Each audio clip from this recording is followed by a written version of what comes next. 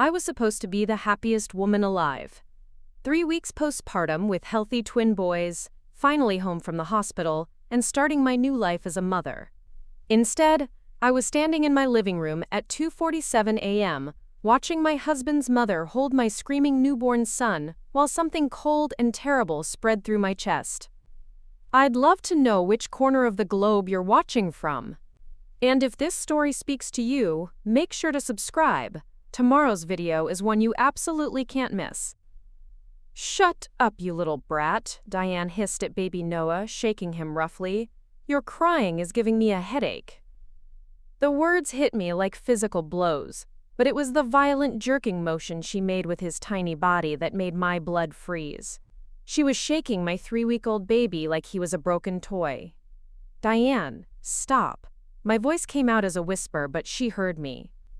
She turned toward me with eyes full of rage and resentment, still holding Noah in her arms like a weapon. "This is your fault, Madison. You and these screaming monsters have ruined my son's life." My other son, Ethan, was wailing in his bassinet across the room. I wanted to run to him, to grab both my babies and get them away from this woman, but my body felt frozen with shock and exhaustion. "Put him down," I managed to say, louder this time. "Don't tell me what to do in my son's house." Diane's grip on Noah tightened, and she shook him again, harder this time. His cries became more desperate, more frightened. "I've been dealing with crying babies longer than you've been alive." That's when I noticed the smell. Alcohol. She reeked of it. "You're drunk," I said, the pieces clicking together. "You're drunk and you're holding my baby." Diane laughed, a harsh sound that made my skin crawl. "So what if I am? Someone needs to teach these brats some discipline. Your precious husband won't do it, so I guess it's up to me."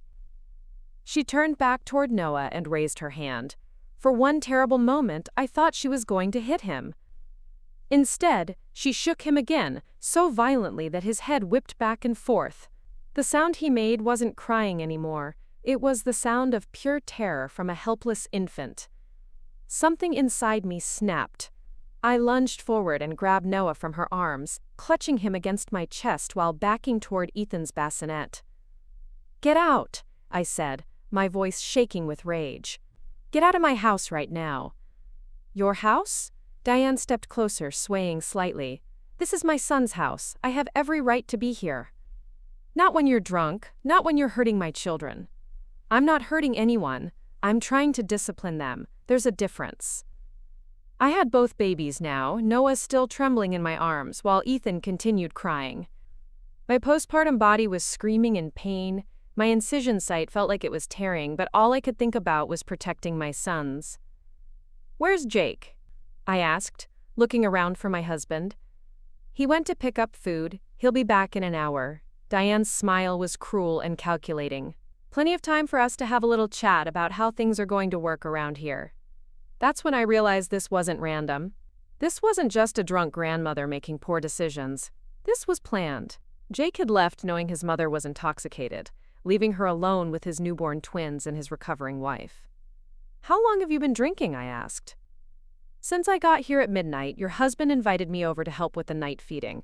Said you were having trouble managing both babies on your own." The betrayal cut deep. Jake had called his mother instead of helping me himself.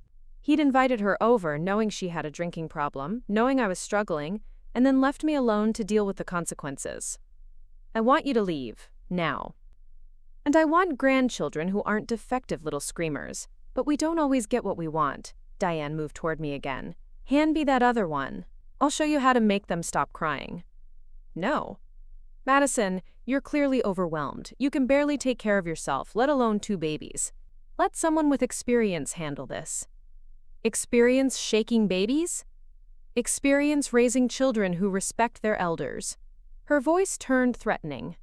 "Jake was never this difficult when he was little. These boys get their weakness from your side of the family." I backed toward the stairs, both babies clutched against me. My legs felt like they might give out, but I had to get away from this woman.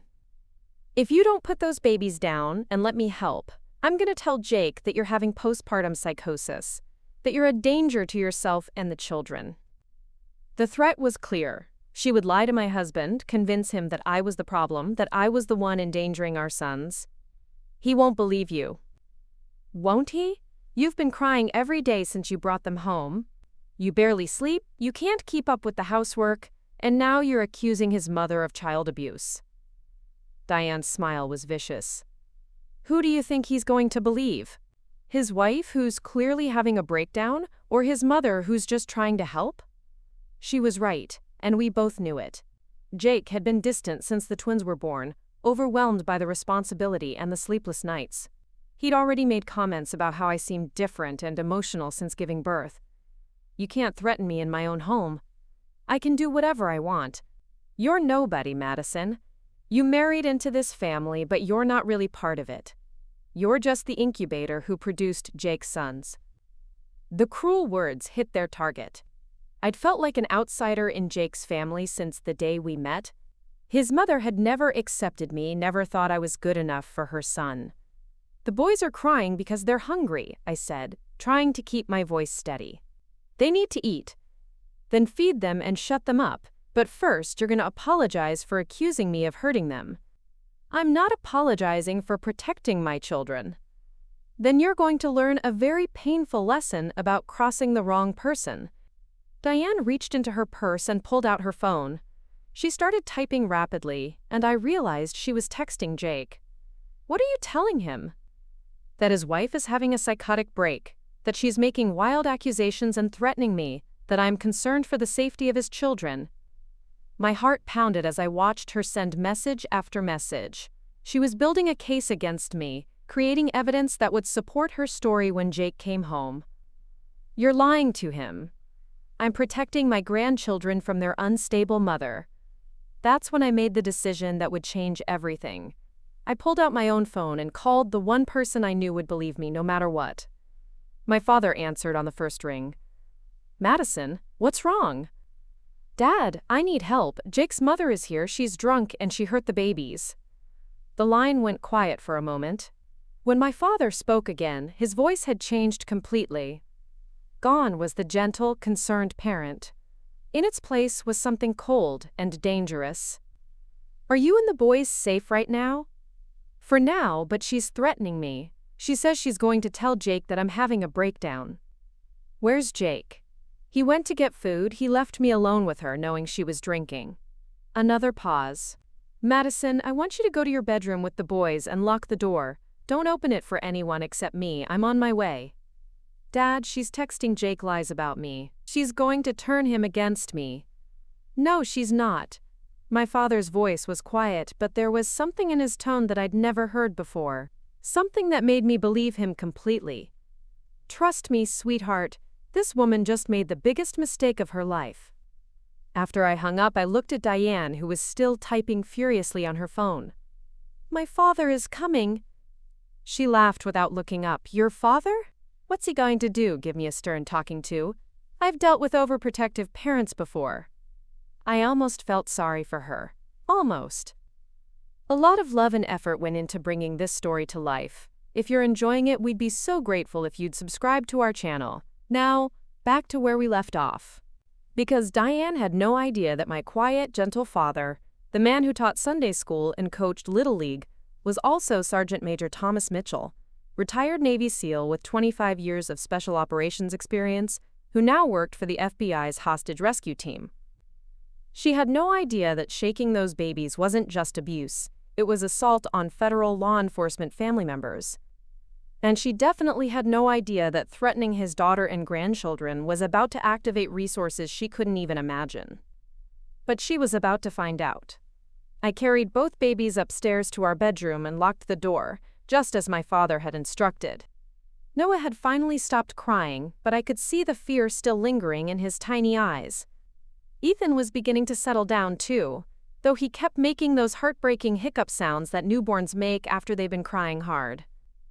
My hands were shaking as I tried to check them over for any signs of injury. I'd read about shaken baby syndrome during my pregnancy, the brain damage, the internal bleeding, the lifelong disabilities it could cause. The thought that Diane might have hurt my sons in ways I couldn't see made me feel physically sick. I could hear her downstairs, still on the phone, her voice carrying up through the floors. She was talking to someone else now, not Jake. Her tone was different, more controlled, more manipulative. "I'm really worried about her mental state," she was saying. "She's been acting erratic since the babies were born. Today she actually accused me of hurting them when I was just trying to help with their feeding." My stomach dropped. She was calling other family members, spreading her version of events before my father arrived. Building her narrative, creating witnesses to my supposed breakdown. I wanted to run downstairs and confront her, to record her lies and prove what kind of person she really was. But my father's voice echoed in my mind. "Stay in the bedroom with the boys, and don't open the door for anyone except him." There had been something in his tone that I'd never heard before. My father was the gentlest man I'd ever known. He'd taught me to ride a bike with endless patience, spent hours helping me with homework, and had never once raised his voice at me in my entire life. When I was little, I used to joke that he was too nice to be a real soldier.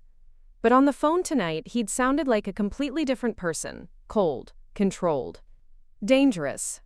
20 minutes passed, then 30. I was starting to wonder if I'd made the right choice calling him when I heard a car pull into our driveway. The engine was quiet, not like Jake's loud pickup truck. I heard Diane's footsteps moving toward the front door, probably assuming it was Jake returning with food. The doorbell didn't ring. Instead, there was a gentle knock, 2 soft taps, then 3, then 2 again, some kind of pattern I didn't recognize. "Who is it?" Diane called through the door. "Ma'am, I'm Thomas Mitchell. I believe my daughter Madison called you about some concerns regarding the children?" Even through the closed bedroom door and the distance to the front entrance, I could hear my father's voice clearly. It was calm, respectful, almost pleasant. But there was something underneath it that made the hair on the back of my neck stand up. "Your daughter?" Diane sounded confused. She didn't mention calling anyone. "May I come in? I'd like to discuss the situation and see if we can resolve any misunderstandings." There was a long pause. I could imagine Diane weighing her options. She probably thought she could manipulate my father the same way she manipulated everyone else in the family. "Of course," she said finally. "Please come in."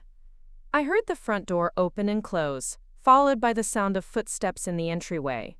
My father's voice became clearer now that he was inside. "Thank you, Mrs. Thornton. I appreciate you taking the time to speak with me." "It's really unfortunate that Madison felt the need to involve you," Diane said, her tone already shifting into victim mode. "I was only trying to help with the babies.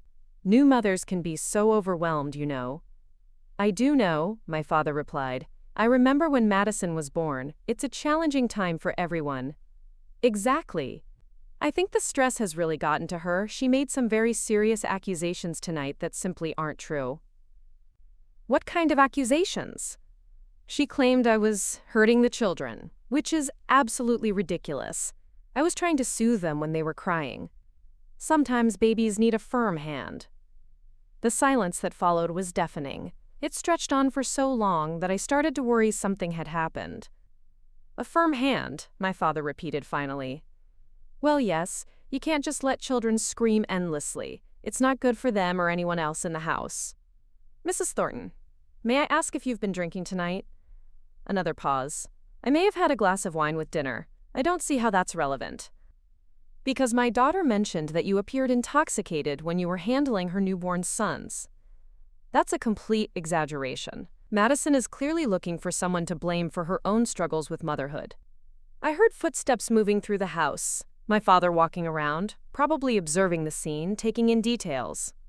"Where is Madison now?" he asked. "Upstairs with the babies. She locked herself in the bedroom like some kind of, like someone having a breakdown." "And where is her husband?" "Jake went to pick up food. He should be back soon." Diane's voice took on a conspiratorial tone. "To be honest, Mr. Mitchell, I'm concerned about Madison's ability to care for the children. She's been struggling since they were born, and tonight's accusations suggest she may be having some kind of postpartum psychosis." "Postpartum psychosis," my father repeated. "Yes, I think Jake needs to consider getting her professional help. For everyone's safety." I heard more footsteps. And then my father's voice again, but from a different location in the room. Mrs. Thornton, in your opinion, what would constitute appropriate care for 3-week-old infants? Well, they need to learn discipline early. You can't just cater to their every whim. When they cry, sometimes you need to show them that crying won't get them what they want. And how would you show them that? By not picking them up every time they make noise, by letting them know who's in charge. I see, and if they continue crying, then you need to be more firm. Make it clear that the behavior won't be tolerated. My heart was pounding. She was essentially confessing to what she'd done, describing her philosophy of disciplining newborn babies, like it was perfectly reasonable. Mrs. Thornton, I need to ask you directly. Did you shake those infants tonight? I did not shake them, Diane said quickly. I may have been a little firm in getting their attention, but that's completely different from shaking. Getting their attention? Yes, sometimes you need to jostle them a bit to snap them out of their crying fits. It's not harmful, it's corrective. The silence that followed was even longer than the previous ones. When my father spoke again, his voice had changed.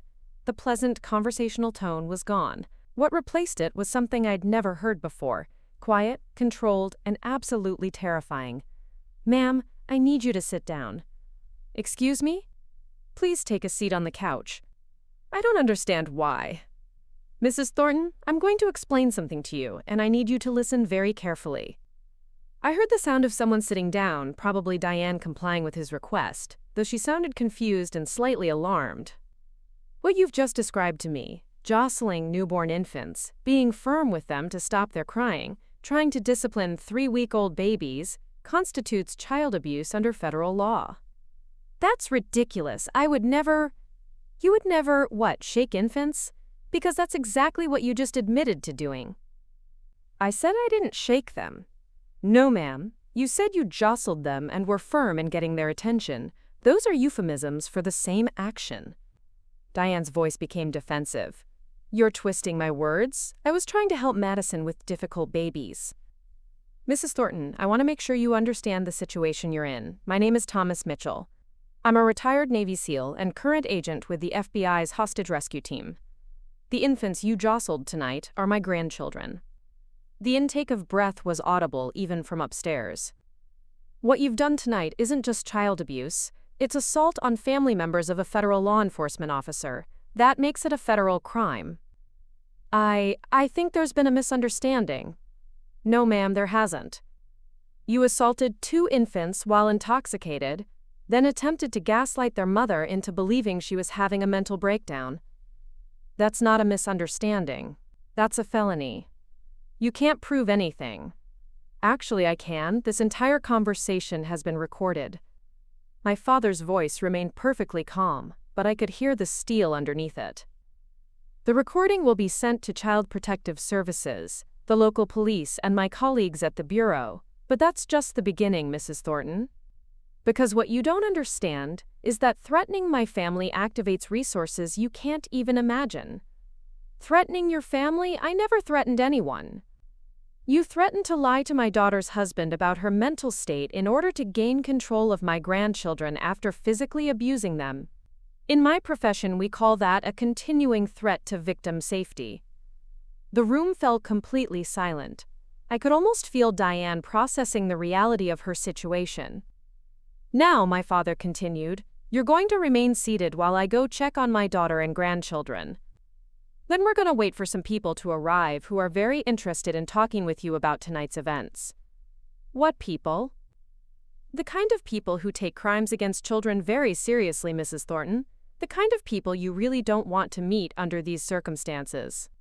I heard footsteps on the stairs, slow, measured, controlled.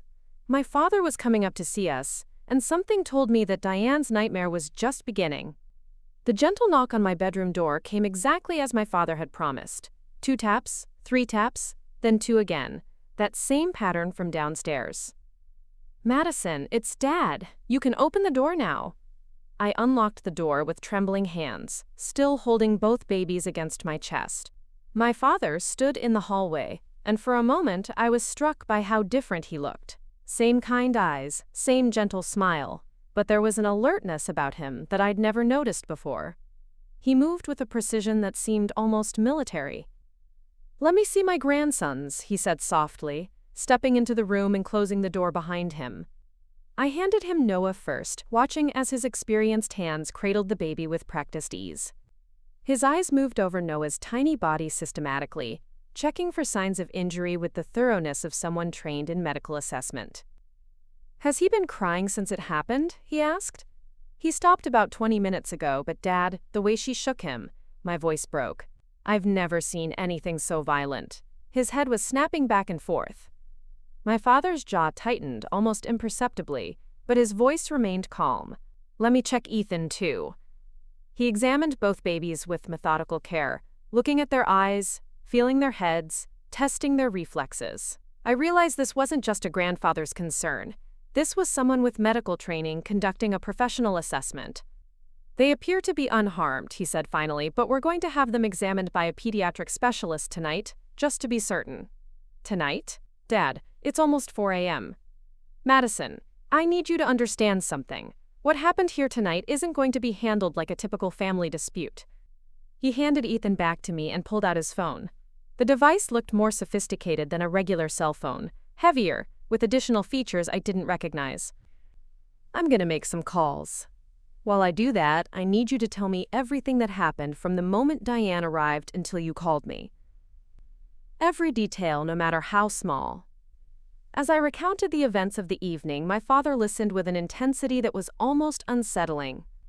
He didn't interrupt, didn't ask questions, just absorbed every word while occasionally making notes on his phone.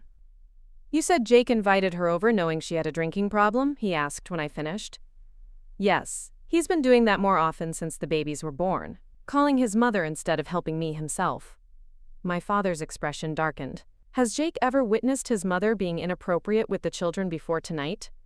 "Not exactly inappropriate, but she's made comments about how they cry too much, how they need more discipline, how I'm too soft with them." "And Jake's response to these comments?"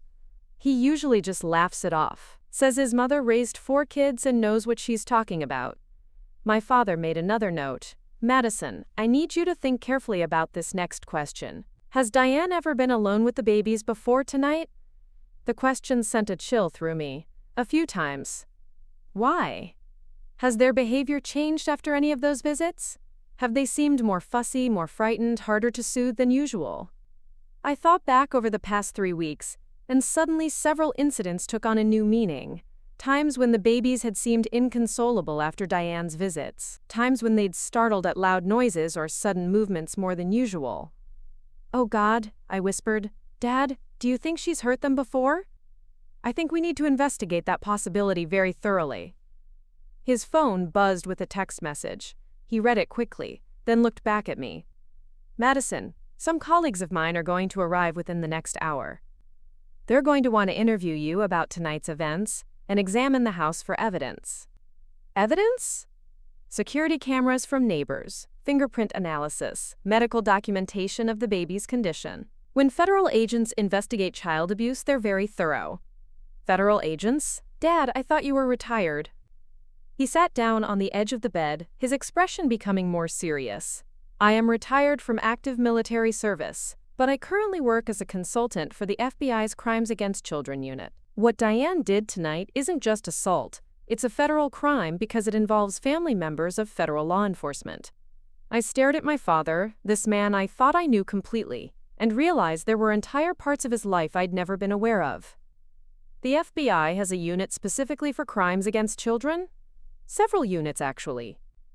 The Behavioral Analysis Unit, the Innocent Images National Initiative, the Child Abduction Rapid Deployment Team. When children are endangered, especially in cases involving potential ongoing abuse, these units can mobilize resources most people don't even know exist." "What kind of resources?" My father's phone buzzed again. This time it was a call. He answered it with a crisp, "Mitchell here." I could only hear his side of the conversation, but it was enough to make my blood run cold. "Confirmed physical assault of 2 infants, 3 weeks old. Subject is intoxicated and has admitted to, quote, disciplining the victims through physical force." "Yes, full confession recorded. No, the husband wasn't present during the incident, but may have enabled it through negligent supervision." He paused, listening to whoever was on the other end. Negative, no immediate medical intervention required, but I want a pediatric specialist on scene for documentation. Yes, I'm requesting a full workup on both victims and the subject's history of access to other children. Another pause. Copy that. ETA, 15 minutes for the local team, 30 minutes for the federal response. I'll maintain scene security until you arrive. He hung up and looked at me with an expression I was beginning to recognize, the look of someone who had just activated a very serious machinery. Dad, what's happening? What's happening is that Diane Thornton just discovered that there are consequences for hurting children, especially when those children are related to people who specialize in protecting kids. A new sound came from downstairs. Diane's voice, but higher pitched, more agitated than before. Is someone else here? I asked. My partner, Agent Sarah Chen. She arrived about 10 minutes ago through the back door while I was up here with you and the boys. She's been downstairs with Diane this whole time? Chen specializes in interviewing child abuse suspects. She's very good at getting people to reveal information they think they're hiding. As if to prove his point, Diane's voice became audible from the first floor, though I couldn't make out the words. What's she saying? My father tilted his head, listening. She's explaining to Chen about other incidents where she's had to correct the baby's behavior. Chen's very skilled at creating an environment where suspects feel safe to elaborate on their actions. Other incidents? My stomach dropped. Dad, how many times has she hurt them? That's what we're going to find out. But Madison, I need you to prepare yourself for the possibility that tonight wasn't an isolated incident. The sound of multiple vehicles pulling into our driveway interrupted our conversation. Through the bedroom window, I could see unmarked cars and what looked like a mobile command unit. Who are all these people? The child protection team from the local police, crime scene investigators from the State Bureau, and federal agents from my unit. My father stood up and moved to the window. When there's credible evidence of child abuse involving potential federal jurisdiction, the response is coordinated and comprehensive. This seems like a lot for one incident. My father turned back to me, his expression grave. Madison, based on what Diane has told Agent Chen in the past hour, we're not dealing with one incident. We're dealing with a pattern of abuse that may have been going on since the boys were born. The implications hit me like a physical blow. My babies, my perfect innocent sons, had been suffering while I was too exhausted and overwhelmed to recognize the signs. How did I not know? I whispered. Because abusers are skilled at hiding their actions and making victims, including parents, doubt their own perceptions. That's why we have specialized units trained to uncover these situations. Another knock came at the front door downstairs, followed by the sound of multiple people entering the house. Madison, I need you to stay up here with the boys while my colleagues do their initial assessment. Agent Chen will come up shortly to interview you formally. What about Jake? He should be home soon. My father's expression hardened. Jake is going to face some very serious questions about his role in enabling tonight's events and potentially previous incidents. You think he knew? I think he's going to have to prove that he didn't. And, based on what we're discovering about his mother's history with the babies, that's going to be very difficult for him to do. The sound of organized activity was growing louder downstairs, multiple voices, equipment being moved, the systematic approach of a major investigation beginning. Dad, what happens now?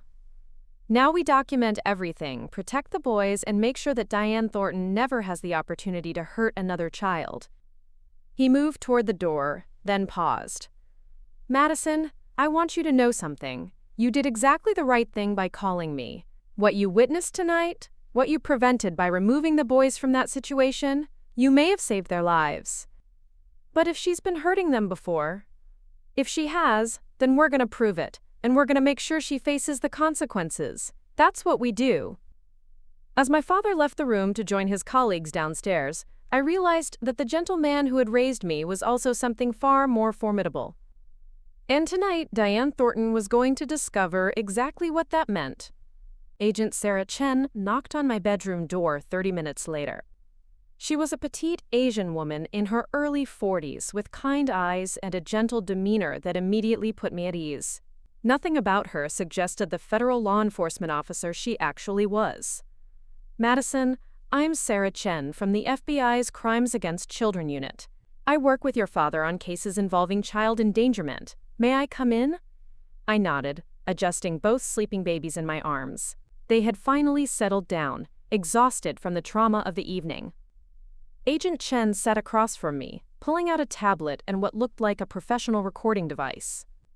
Before we begin, I want you to know that Diane Thornton has provided us with a very detailed confession about her interactions with Noah and Ethan. A confession? She believes she was explaining her childcare philosophy to justify her actions. What she actually did was document a systematic pattern of physical abuse going back to the day you brought the boys home from the hospital. My heart stopped. From the very beginning? Agent Chen consulted her tablet. According to her own statements, she has been using, quote, corrective physical intervention with both infants every time she's been alone with them. She described it as necessary discipline to prevent them from becoming spoiled. The room spun around me. Every time Jacob left his mother alone with the babies, every time I'd gone to the bathroom or taken a shower while she was watching them, every time I'd noticed they seemed more unsettled than usual afterward. How many times? I whispered. Based on her description of incidents and cross-referencing with your husband's calendar and text messages, we estimate at least 12 separate occasions over the past 3 weeks. I felt like I was going to be sick. My newborn sons had been systematically abused by their grandmother while I'd been too exhausted and overwhelmed to recognize what was happening. Madison, I need you to understand that this is not your fault. Diane Thornton is a practiced manipulator who specifically targeted times when you were most vulnerable. But I should have known, I should have protected them.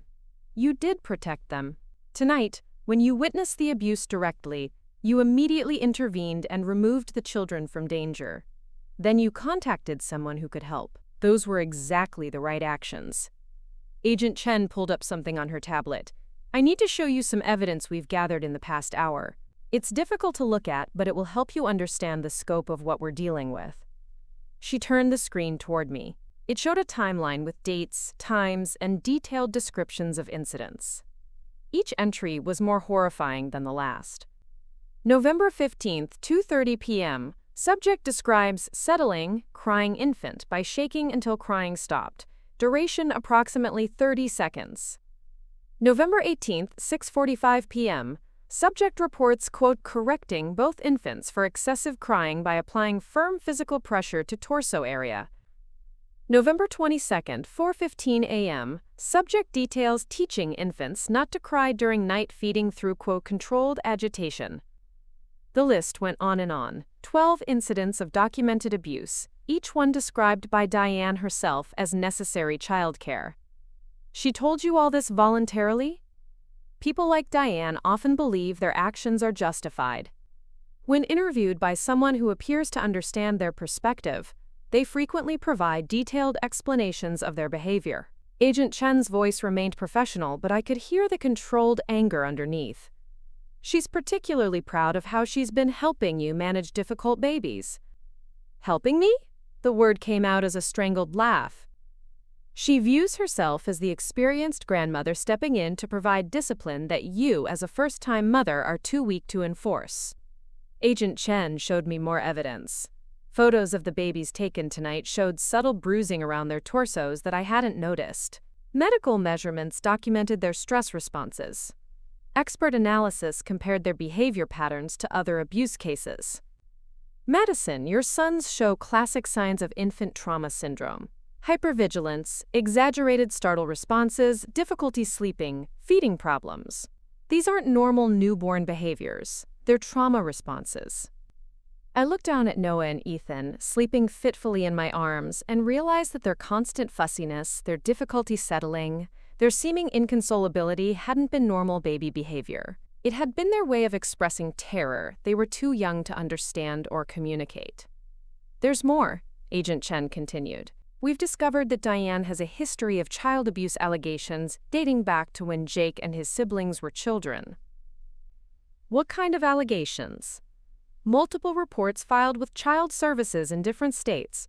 Teachers reporting suspicious injuries on Jake and his brothers. Neighbors calling in concerns about excessive crying from the household. Medical records showing repeated emergency room visits for injuries that were inconsistent with the explanations provided. The tablet screen filled with documents, police reports, medical records, school counselor notes, child services investigations spanning decades. None of the cases resulted in prosecution because the family moved frequently, and the children were coached to support their mother's explanations. But the pattern is unmistakable. Jake was abused by his mother. Jake and his 3 brothers all show classic signs of childhood abuse survivors, which helps explain why he's been unconsciously enabling his mother's access to your children despite obvious red flags. My mind reeled. My husband, the man I'd thought I knew completely, was the product of systematic childhood abuse by the same woman who'd been hurting our sons. Does Jake know about his mother's history? That's what we're about to find out.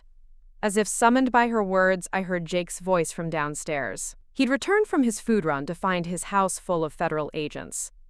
What the hell is going on here? Who are all these people? Through the bedroom floor, I could hear my father's calm voice responding, though I couldn't make out the words. Madison, I need to prepare you for what's about to happen, Agent Chen said. Your husband is going to be questioned extensively about his knowledge of his mother's abuse of your children and his role in enabling her access to them.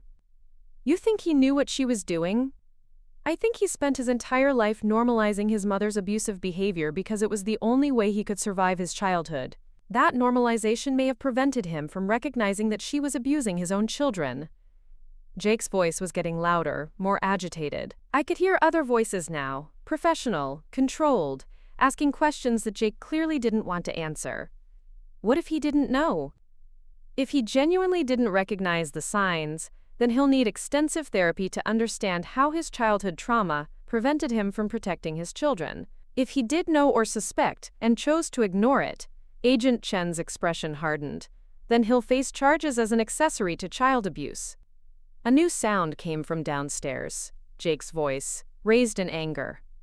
My mother would never hurt anyone. She raised 4 kids. You people are completely out of line. He's defending her, I said. Classic response from an abuse survivor. He's been programmed his entire life to protect his abuser, even at the cost of his own children's safety. Agent Chen's tablet chimed with a message. She read it quickly, her expression growing grave.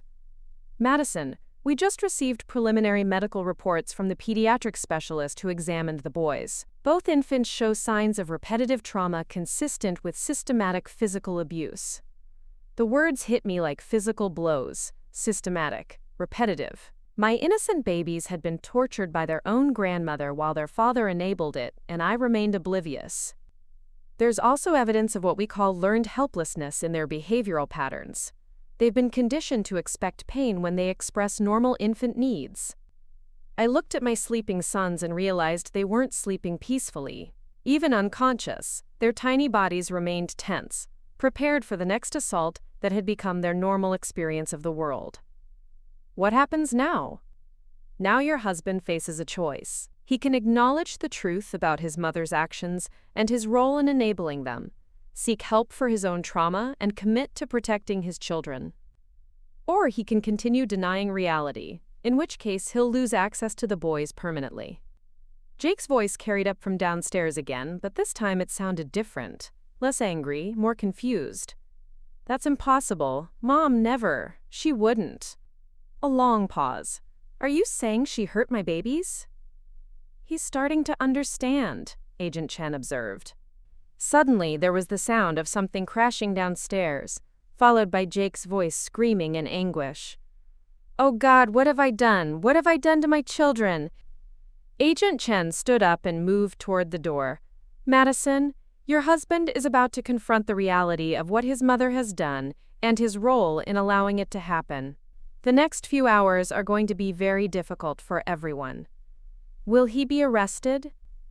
That depends on whether he chooses to be part of the solution or continues to be part of the problem. She paused at the door. But I want you to know something. Tonight, when you called your father instead of trying to handle this alone, you likely saved your sons' lives. Shaken baby syndrome has a very high mortality rate. If this pattern had continued, She didn't need to finish the sentence. I understood perfectly. As Agent Chen left to join the investigation downstairs, I held my traumatized sons closer and realized that this nightmare was far from over. Because now I had to face the possibility that the man I'd married, the father of my children, had been unconsciously complicit in their abuse. And downstairs, that same man was about to discover that everything he thought he knew about his mother and himself had been a carefully constructed lie. The sound of Jake's sobbing downstairs was heartbreaking, but it was nothing compared to what happened next. Through the bedroom floor, I heard my father's voice, colder than I'd ever heard it before. "Mr. Thornton, you have a choice to make right now. You can cooperate with this investigation and seek help for the trauma that prevented you from protecting your children. Or you can continue enabling your mother's abuse. But you cannot do both." "I didn't know," Jake cried. "I swear to God, I didn't know she was hurting them." "You didn't know because you didn't want to know," Agent Chen's voice cut through his protests. "The signs were all there. Your children's behavior, their constant distress, their fear responses. You chose to ignore them because acknowledging them would mean confronting your own childhood trauma." That's when I heard a new voice, deep, authoritative, with a slight Southern accent. "Mitchell, we've got confirmation from the medical team. Both infants have sustained significant trauma. We're looking at felony child abuse charges for the grandmother and potential accessory charges for the father." Agent Chen appeared in my doorway again. "Madison, I need to prepare you for what's about to happen. We've activated a specialized response team." "What kind of response team?" "Your father called in some favors. The team arriving now includes specialists from the Navy's Criminal Investigative Service, FBI Behavioral Analysis Unit, and what we call military contractors." Military contractors? Former special operations personnel who now work in civilian law enforcement. When crimes involve military families, especially retired special forces, the response can be comprehensive. Through the window, I saw more vehicles arriving. These weren't standard police cars or FBI sedans. They were black tactical vehicles that looked like something from a military operation. Dad called his old unit, I realized. Your father served with some very dedicated people. When one of their own has grandchildren threatened, they tend to take it personally. A new voice boomed from downstairs. Loud, commanding, definitely military. "Thomas Mitchell, you old bastard. Heard someone messed with your grandkids. That was a mistake." Agent Chen smiled grimly. "That would be Master Sergeant Rodriguez, your father's former team leader. He's brought some friends." "How many friends?" 6 retired Navy SEALs, 2 former Marine Force recon, and a Delta Force operator who now runs tactical training for federal agencies. I stared at her in disbelief. That seems like overkill for one drunk grandmother. "Madison, your father's team doesn't just investigate crimes against children. They hunt predators who target military families. And they've discovered that Diane's abuse history extends far beyond your household." She showed me her tablet again. New information was streaming in. Reports from other military families. Children of servicemen who had been helped by Diane during deployments. While their fathers were overseas serving their country, Diane targeted their children. We've identified at least 8 military families over the past 15 years. My blood ran cold. She specifically targets military families? Families where the father is deployed, the mother is isolated, and the children are vulnerable. She presents herself as a helpful grandmother figure, gains access to the home, then systematically abuses the children, while the parents are too overwhelmed to notice. The scope of it was staggering. This wasn't just about my sons. This was about a predator who had been targeting military children for over a decade. What happens to her now?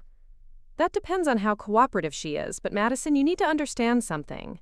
Your father's team doesn't just arrest people like Diane, they make sure they can never hurt another child. What does that mean? Agent Chen's expression was stone cold. It means Diane Thornton's ability to access, manipulate, or harm children is about to be permanently eliminated. Every military family she's targeted, every child she's abused, every lie she's told, all of it is being documented by people who specialize in hunting predators. The sounds from downstairs were changing. More voices, More organization, the efficient movement of a coordinated operation. How long will this take? The evidence gathering? Maybe 6 more hours. The prosecution? Months. But Diane's immediate threat to children ends tonight. Agent Chen stood up as her phone buzzed with another message. Madison, your father wants to see you downstairs. There's something he needs to show you about the scope of what we've uncovered. As I prepared to leave the bedroom with my sons, I realized that what had started as a single incident of abuse had revealed something much larger and more sinister. And my father's team was about to make sure that every child Diane had hurt got justice, and that she could never hurt another one. Walking downstairs with my babies felt like entering a war room. My living room had been transformed into a command center with laptops, communication equipment, and tactical gear spread across every surface. Men in dark clothing moved with military precision, their faces grim and focused. But it was Diane who captured my attention. She sat handcuffed on my couch, no longer the manipulative grandmother who'd terrorized my sons hours earlier. She looked small, defeated, and absolutely terrified. My father approached me, his expression softer now that I was present. Madison, I want you to hear what we've discovered. You need to understand the full scope of what this woman has done. Master Sergeant Rodriguez stepped forward, a massive man with steel gray hair and eyes like granite. Ma'am, your father told us about your boys. What happened to them tonight has happened to dozens of other children over the past 16 years. He gestured toward a wall where they'd arranged photographs and documents. Dozens of pictures of children, military families, case files spanning multiple states. Every time a serviceman deployed overseas, she'd target his family. Present herself as a helpful neighbor or family friend, offer to babysit during difficult times, then systematically abuse the children while documenting their pain. Documenting, the word made me feel sick. Agent Chen pulled up files on her tablet. We found over 300 photographs and videos on her devices. She's been recording her abuse of military children for over a decade. I nearly collapsed. The woman sitting on my couch wasn't just an abuser. She was a predator who collected trophies of her crimes. How many children? I whispered. 47 confirmed victims across 12 states, Rodriguez said. All children of deployed military personnel, all under the age of 5 when the abuse occurred. Diane finally spoke, her voice weak and shaking. I never meant to hurt anyone. I was trying to help discipline problem children. Shut up. The command came from my father, delivered with such quiet authority that Diane immediately fell silent. You targeted the children of people serving their country. You exploited their sacrifice to access vulnerable families. You don't understand, Diane pleaded. These mothers couldn't handle their children properly. They needed someone with experience. Experience torturing infants? Agent Chen interrupted. Because that's what we found on your computer, Diane. Hours of footage showing you systematically torturing babies and toddlers. Rodriguez stepped closer to Diane, his presence overwhelming. Ma'am, I've spent 30 years hunting enemy combatants who threatened American families. But you? You're something worse. You're a predator who targeted our own children while their fathers were fighting to protect this country. Diane began crying, but these weren't manipulative tears. These were the tears of someone who finally understood the magnitude of her situation. Every family you destroyed, every child you traumatized, every deployment you made more unbearable for military parents. We've documented all of it, my father said, and now you're going to face justice from the very community you spent years victimizing. What's going to happen to her? I asked.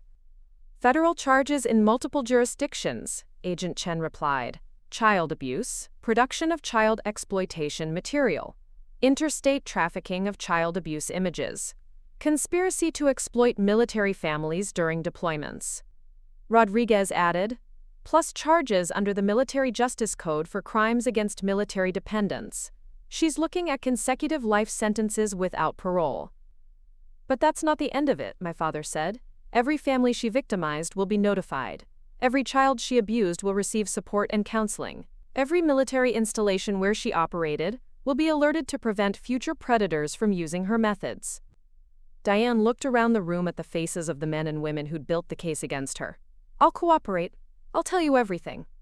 Just please. You'll cooperate because you have no choice, Rodriguez cut her off. We already have everything we need. Your cooperation is just determining whether you spend your remaining years in general population or protective custody. The threat was clear. In prison, child abusers who targeted military families would face their own form of justice from other inmates. Jake appeared at the bottom of the stairs looking broken and devastated. "Madison, I'm so sorry. I should have protected them. I should have seen what she was doing."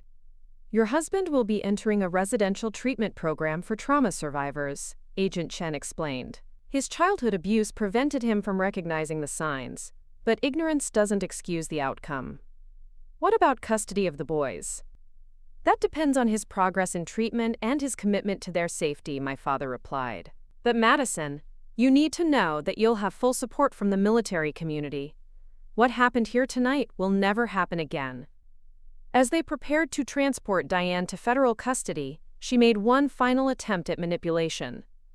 "Madison, please, your children need their grandmother. I can change. I can get help."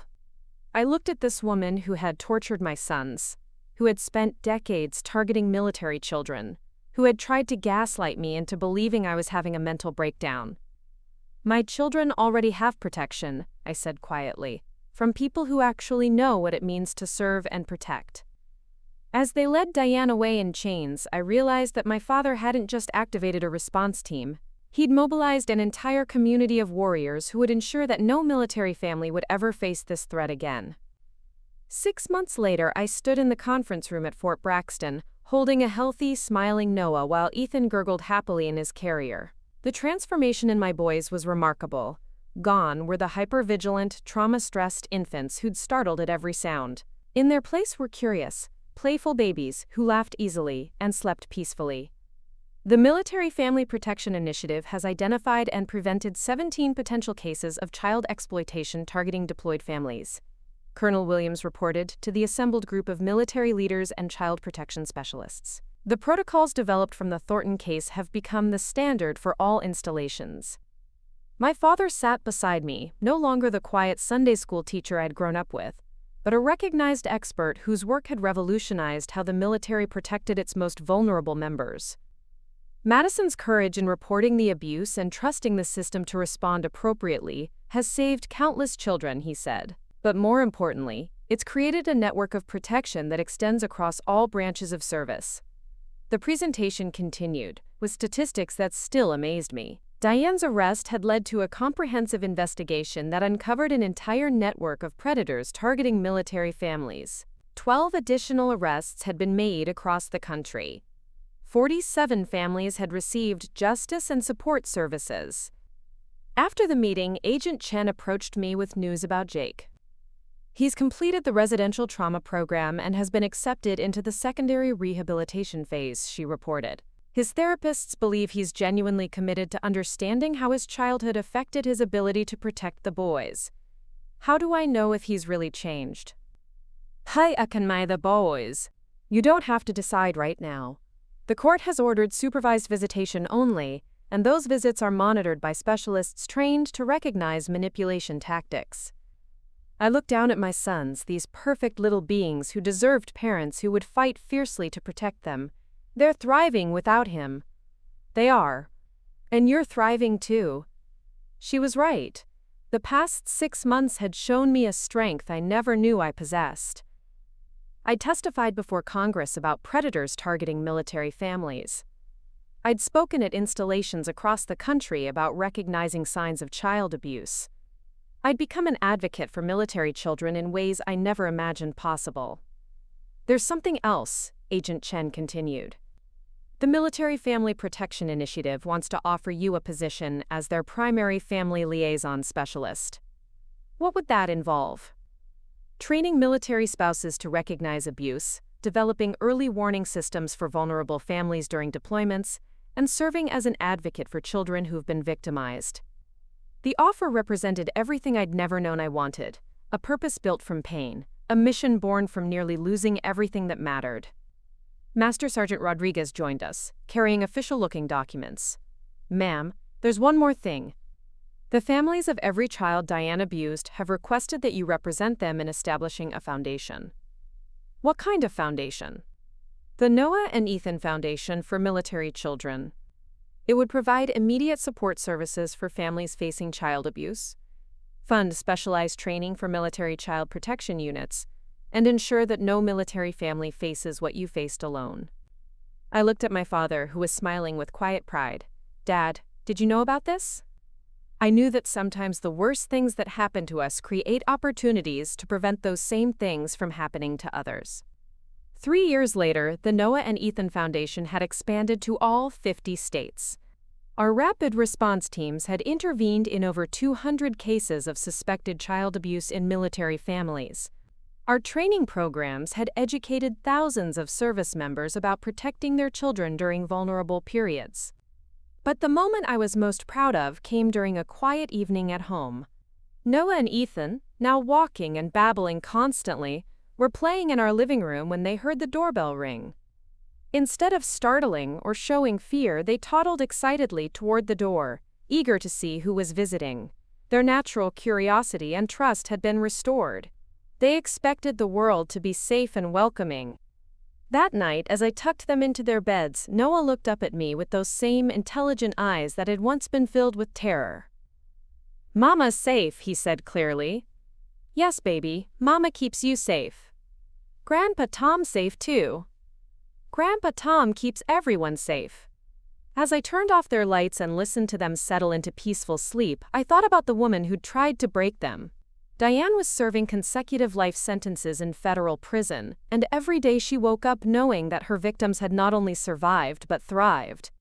The boys had no memory of her abuse. Their trauma had healed completely under the care of specialists who understood military family dynamics.